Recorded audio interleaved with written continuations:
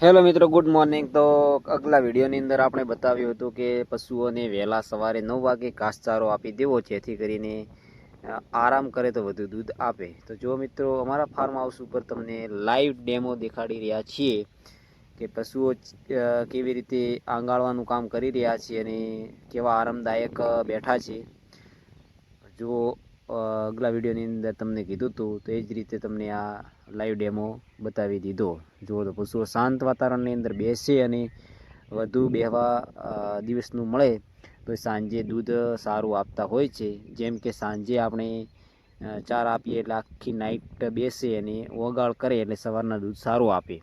તો એવી જ રીતે દિવસે પણ જો સાંજના સમયે દૂધ સારું લેવું હોય તો આ રીતની ટ્રીક અપનાવી જોઈએ। જો અમારા ફાર્મ હાઉસ ઉપર ભેંસો કેવી આરામદાયક બેઠી છે, તો તમે પણ આ રીતના જ કામ કરો। જય રામાધણી।